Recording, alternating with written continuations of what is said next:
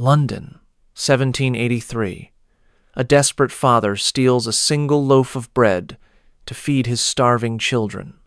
Within hours, he stands before a judge who sentences him to death for theft worth less than 5 shillings. But here is the twist that will shock you. Death was actually the merciful option. What I am about to reveal will completely destroy everything you thought you knew about British civilization. Behind those powdered wigs and fancy courtrooms was a system so twisted, so deliberately cruel, that it makes medieval torture chambers look like summer camp. You think you know the British Empire? The same empire that claimed moral superiority over the world while building the largest empire in human history? Well, buckle up, because what they actually did to maintain control will haunt you long after this video ends. For over 300 years, Britain operated something historians call the Bloody Code. And it was not just harsh, it was organized sadism wrapped in legal procedure. Today, we are diving deep into 6 punishment methods that reveal the dark truth about how Britain really controlled a quarter of the world population. Subscribe and hit that like button if you are ready to uncover what British textbooks desperately hope you will never learn. And let me know in the comments where you are watching from, because chances are your ancestors lived under this system of terror. The Bloody Code, when everything became a death sentence. Before we explore these horrific punishments, you need to understand the legal framework that made Britain the most violent judicial system in world history. The Bloody Code was not just tough on crime. It was a systematic death machine that would make Stalin blush. By 1760, over 200 crimes carried the death penalty. Stealing goods worth more than 5 shillings? Death. Cutting down someone's tree? Death. Being found on a road with a blackened face? Death. And here is what will blow your mind.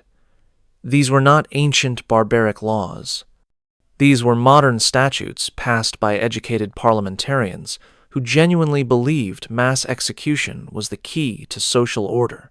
Picture this nightmare. Children as young as 7 could be sentenced to death for pickpocketing. A hungry person stealing food faced the same punishment as a cold-blooded murderer. One family member's minor theft could destroy an entire household. But here is where it gets truly insidious. The architects of this system were not accidentally cruel. Sir William Blackstone, the era's most respected legal scholar, openly argued that making hundreds of crimes punishable by death would terrorize people into absolute obedience. This was not justice. It was psychological warfare disguised as law. The numbers are staggering. Between 1770 and 1830, Britain executed more people per capita than any other European nation. Working-class defendants made up over 90% of victims, while wealthy criminals often escaped through legal loopholes and royal pardons. Justice was not blind. It was bought and paid for. And here is the kicker. Simple execution was considered merciful. The real horrors began when authorities wanted to send a message that would echo through generations. Drawing and quartering, the ultimate horror show. When Britain wanted to demonstrate absolute power, they created the most elaborate execution method in human history. Drawing and quartering was not just capital punishment. It was systematic destruction of the human body designed as a spectacle so horrific that witnesses would never forget. This barbaric ritual was reserved for high treason, but here is what they did not teach you in school. Treason was defined so broadly it could include counterfeiting coins, corresponding with foreign contacts, or even expressing the wrong religious beliefs. Let me walk you through Guy Fawkes' execution in 1606, because what happened to him reveals the calculated cruelty behind this punishment. Picture yourself in a crowd of thousands gathered at Westminster, promised a demonstration of royal justice they would never forget. First, the condemned traitor was dragged through cobblestone streets on a wooden hurdle behind horses. This journey lasted hours, designed to ensure the victim arrived at the execution site already bloodied and terrorized, while crowds hurled objects and screamed abuse. At the scaffold, the real nightmare began. The victim was hanged by the neck, but here is the crucial detail. They were cut down while still alive and conscious. Timing was everything. The hanging had to be brief enough to avoid death, but long enough to cause partial strangulation that would weaken resistance. While the victim was still aware, the executioner would cut open the abdomen and remove intestines and organs, often burning them before the victim's eyes. The castration that followed served both practical and symbolic purposes, destroying masculinity while ensuring the bloodline died with the traitor. Only after this systematic mutilation would death finally come through decapitation. But even death did not end the punishment. The body was carefully dismembered into 4 quarters following specific anatomical procedures developed by professional executioners who traveled the empire, perfecting their craft. Here is where it gets truly macabre. These body parts served political purposes. The head was displayed on London Bridge, where thousands saw it daily.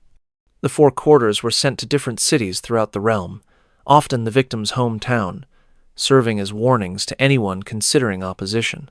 The preservation techniques reveal the systematic nature of this horror. Heads and quarters were parboiled and treated with tar to prevent decay, allowing them to serve as warnings for months or even years in specially constructed iron cages that became tourist attractions. The psychological impact extended far beyond immediate victims.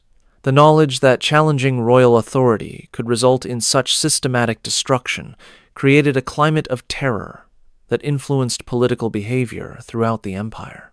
Private conversations about royal policies carried risks few were willing to take, gibbeting rotting in chains as living billboards.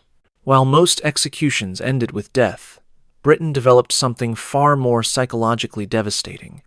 Gibbeting, where criminals were left to die slowly in iron cages suspended from tall posts, becoming living advertisements of imperial justice as they starved, dehydrated, and rotted in public view.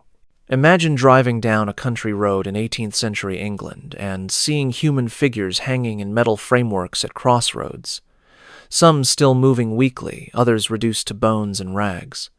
These were not just dead bodies. Many were prisoners sentenced to die slowly while entire communities watched their gradual decomposition. The gibbet itself was an engineering marvel of cruelty. Custom-made iron frameworks were shaped to each victim's body, with metal bands securing the torso, arms, and legs. The cage design ensured the dying criminal remained visible while preventing escape or suicide. Some victims survived up to 3 weeks, crying out for water while local residents went about their daily business. Captain William Kidd's Gibbeting in 1701 demonstrates the calculated nature of this punishment. After his execution for piracy, Kidd's body was suspended in chains at Tilbury Point, where it remained for over 20 years. Ships entering the Thames passed directly beneath his rotting corpse, sending a clear message to any sailor considering a life of crime. The location selection was strategic. Gibbets were positioned at prominent crossroads, harbor entrances, and market towns where maximum numbers of people would witness the gradual decay. Local magistrates often chose sites near the criminal's hometown, ensuring that family members and former associates would regularly confront the consequences of illegal behavior. What made gibbeting particularly cruel was its impact on local communities. Children walked past these rotting corpses daily on their way to school. Merchants conducted business within sight and smell of decomposing bodies. The psychological trauma extended far beyond the immediate victim to terrorize entire populations. Contemporary records describe the horrific conditions. Bodies attracted ravens and insects that would strip flesh while victims were still alive. Summer heat accelerated decomposition, creating unbearable stenches that could be detected from miles away. Winter weather preserved corpses longer, extending the visual impact for years. The British government's gibbet records reveal systematic planning behind this punishment. Between 1752 and 1832, over 300 criminals were sentenced to gibbeting across England alone. The Admiralty maintained detailed logs of maritime gibbets, noting wind patterns and tidal schedules to maximize visibility to passing ships. Dr. Samuel Johnson, the famous lexicographer, wrote extensively about gibbeting's psychological effects on witnesses. His private correspondence describes communities living in constant fear, with children developing chronic nightmares and adults avoiding certain roads to escape, confronting the suspended corpses. The Cat of Nine Tails, scientific scarring. When the Royal Navy needed to maintain discipline among sailors pressed into service against their will, they developed an instrument of torture that would leave men permanently scarred while keeping them functional enough to serve the Empire. Picture yourself pressed into naval service, trapped on a ship with no escape. You have been accused of speaking back to an officer, a crime carrying 50 lashes. You are dragged to the main deck while the entire crew watches, understanding they are witnessing their potential fate. The Cat of Nine Tails consisted of 9 separate leather strands, each 3 feet long, attached to a wooden handle. But what made this weapon particularly horrific was its scientific construction. The strands were weighted with lead shot or knotted at intervals to ensure maximum tissue damage. Some versions included metal barbs designed to tear flesh with each strike, creating wounds that would never fully heal. The flogging procedure followed strict military protocols designed to maximize both physical damage and psychological impact. The victim was stripped and tied to a wooden grating with arms stretched overhead. A drummer beat rhythm for the lashes, ensuring consistent timing that prolonged the ordeal, while the ship's surgeon monitored vital signs to prevent premature death. Royal Navy records reveal the systematic nature of these punishments. Ship logs meticulously documented the number of lashes, specific offenses, and victim conditions afterward. Captain James Cook's logs from his Pacific voyages detail over 200 floggings during a single expedition, with punishments ranging from 12 lashes for drunkenness to 300 for attempted mutiny. Dr. William Smellie, a naval surgeon, documented the medical effects in his private journals. He described tissue damage extending far beyond surface wounds. Deep lacerations, severing muscle fibers, damaging nerve endings, and creating permanent disabilities. Many victims developed chronic pain lasting decades after service, with some unable to wear shirts due to hypersensitive scar tissue. But here is what reveals the true sadism. The punishment created permanent reminders of imperial authority. Cat of Nine Tails scarring was distinctive and indelible. Survivors carried these marks for life, serving as walking advertisements of what happened to those opposing British authority. Tavern keepers could identify former sailors by their scarred backs, creating a permanent underclass marked by their resistance to naval discipline. The psychological conditioning was equally important. Entire ship crews witnessed these punishments, understanding clearly that similar fate awaited anyone challenging the rigid hierarchy of imperial power. The sound of leather striking flesh, victims' screams, and pooling blood created lasting trauma for witnesses and victims alike.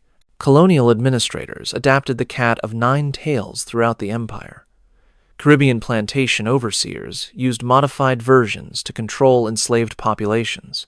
Military commanders in India employed similar instruments for colonial troops.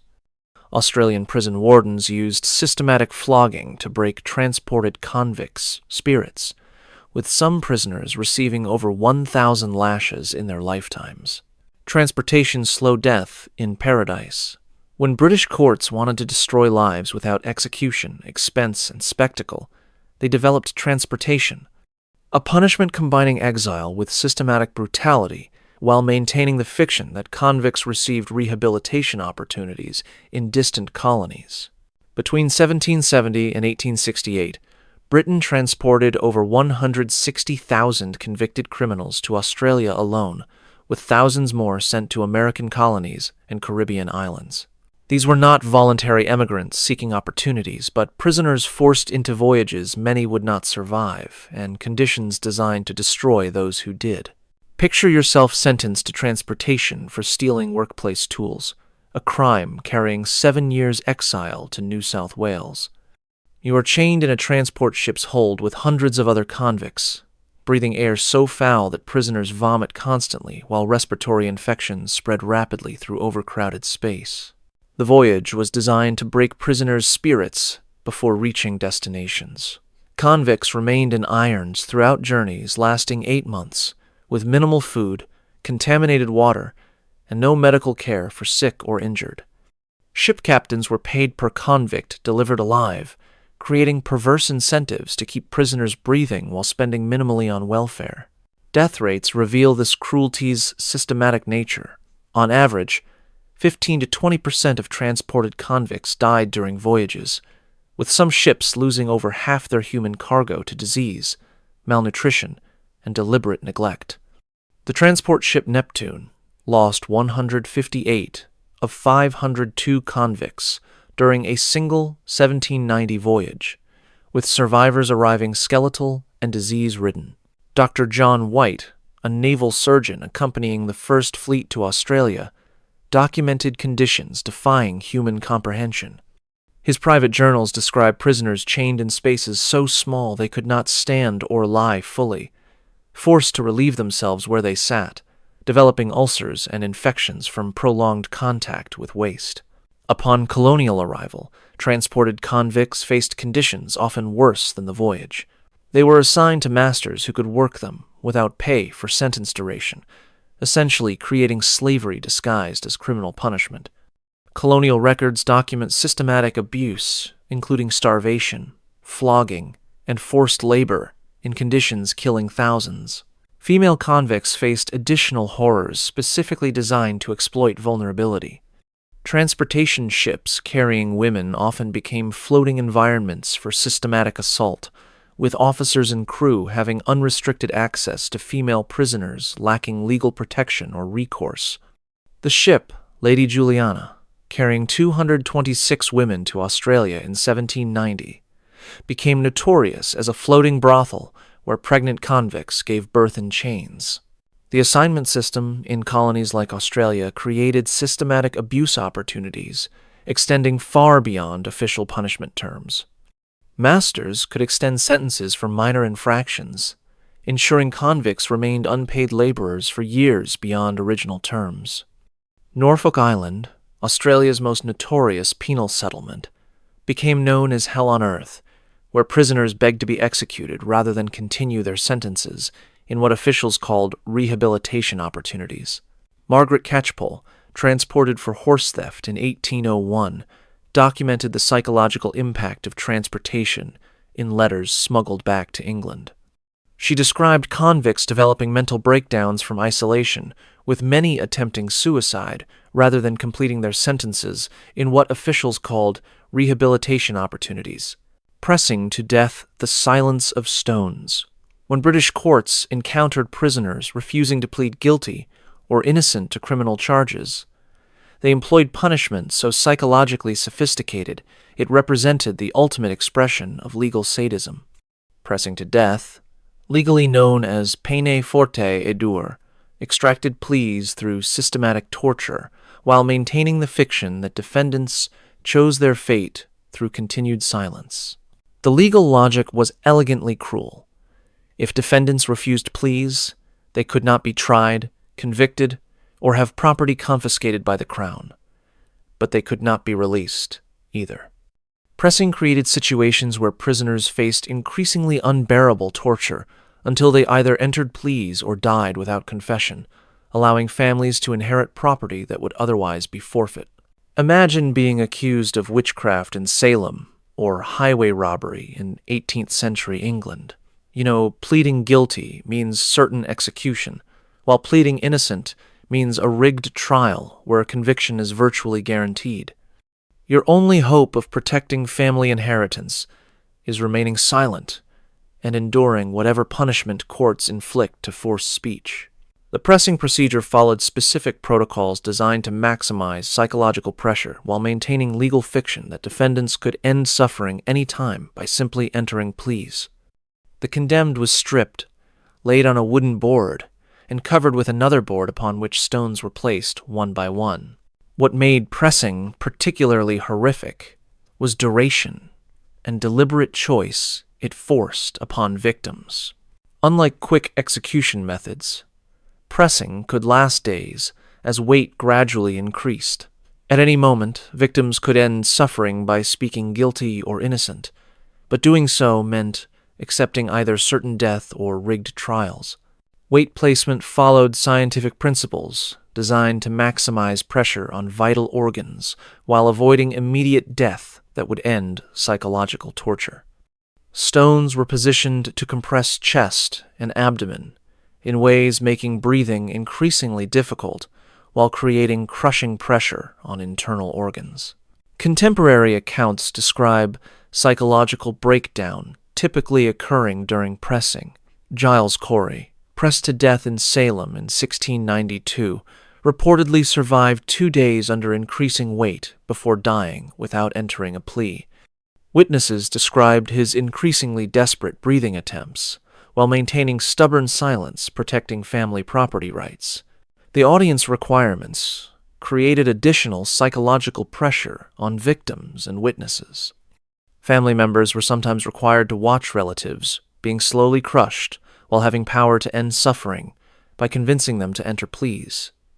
This created emotional torture, extending far beyond immediate victims. Margaret Clitheroe, pressed to death in York in 1586 for harboring Catholic priests, became a martyr whose execution backfired on authorities. Her courage under torture inspired other Catholics to resist persecution, forcing the government to abandon pressing as counterproductive to maintaining religious conformity. The Scavenger's Daughter engineering human compression.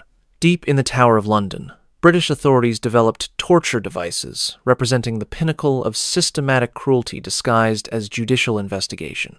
The Scavenger's Daughter was specifically designed to compress human bodies into positions, causing excruciating pain, while leaving no permanent marks that might embarrass officials if victims survived. Named after Sir Leonard Skevington, a Tower lieutenant under Henry VIII, this device solved a practical problem: how to torture prisoners for information while maintaining the legal fiction that Britain was civilized and did not engage in barbaric torture practices. The solution was elegant in its cruelty. Imagine being accused of treason against the crown, perhaps caught corresponding with Catholic conspirators, or overheard expressing Irish independence sympathy. You are brought to the Tower and led down stone steps into chambers where flickering torches cast dancing shadows on walls stained with previous victims' bodily fluids. The Scavenger's Daughter consisted of an iron frame, forcing victims into sitting positions with legs folded against chest and arms wrapped around knees. Iron bands were then tightened to compress bodies into increasingly compact positions, creating pressure eventually causing blood to flow from nose, ears, and sometimes fingernails. What made this device particularly insidious was medical precision. Unlike crude torture methods causing immediate death or obvious permanent injury, the Scavenger's Daughter created maximum pain while preserving victims' survival ability and potential confession capability to whatever crimes interrogators wanted to hear. Compression torture could be applied in graduated degrees, allowing interrogators to increase pressure systematically until achieving desired results. Tower records document sessions lasting hours, during which pressure increased incrementally while questions were repeated and victims given confession opportunities before additional compression. Contemporary accounts describe psychological effects as devastating as physical pain. Victims reported feeling their bodies being crushed from all directions simultaneously, creating panic responses, often leading to confessions of crimes they had never committed simply to make torture stop. Dr. John Gerard, a Jesuit priest who survived Tower torture, provided detailed first-hand accounts of the Scavenger's Daughter's effects. He described compression creating pressure on internal organs, making breathing extremely difficult, while positioning prevented any movement that might provide relief from crushing sensation. The device was used throughout the 16th and 17th centuries as British authorities sought to extract confessions from religious dissidents, political prisoners, and suspected traitors. Tower records show most Scavenger's Daughter victims eventually confessed to whatever charges were brought, though many later recanted statements when no longer under torture. Anne Askew, a Protestant reformer tortured in the Tower in 1546, became the only woman on record to be tortured there. Her experience with the scavenger's daughter was so severe that she had to be carried to her execution, unable to walk due to internal injuries sustained during compression torture. The Empire's dark legacy exposed. These 6 punishment methods reveal the true foundation upon which the British Empire built global dominance. Systematic terror disguised as civilized justice. The Bloody Code created legal frameworks for mass execution, while gibbeting turned corpses into permanent billboards of imperial power. The Cat of Nine Tails scarred bodies as lifelong reminders of resistance consequences. Drawing and quartering created spectacles of systematic dismemberment, horrifying witnesses across centuries. Transportation disguised slavery as criminal punishment, while building colonial infrastructure through unpaid labor. The scavenger's daughter compressed human bodies with scientific precision, while pressing to death tortured victims psychologically, while maintaining legal fiction of free choice. What makes these practices particularly disturbing is not just individual cruelty, but integration into legal and social systems, portraying systematic brutality as evidence of civilized superiority. These were not aberrations or temporary crisis responses, but fundamental imperial governance aspects, persisting for centuries and influencing legal development throughout the British colonial world. The scale of suffering created by these punishment methods defies comprehension. Hundreds of thousands died through systematic judicial murder. Millions more were scarred, exiled, or terrorized into submission through legal procedures designed to maximize human suffering while maintaining imperial control over subject populations. The psychological conditioning achieved through these punishments created fear cultures, influencing behavior throughout British society and colonial territories. Children grew up understanding that challenging authority could result in systematic destruction of bodies and minds, while families were forced to watch and suffer alongside them. Understanding this history provides crucial insight into how systematic cruelty becomes normalized within societies failing to maintain appropriate moral boundaries. The British Empire demonstrates how legal frameworks, religious justification, and cultural tradition can combine, creating environments where extreme abuse becomes celebrated as evidence of civilized advancement. If this exploration of imperial punishment methods disturbed you as much as it did me, make sure to subscribe for more content uncovering brutal realities behind civilized appearances. Comment below letting me know which of these 6 methods you found most shocking and what other dark chapters of imperial history you would like explored. These historical practices remind us that the most dangerous cruelty forms often operate within legal frameworks, claiming moral justification. The British Empire's systematic punishment legacy serves as a warning about what happens when power becomes unchecked and societies lose sight of basic human dignity in pursuit of order and control.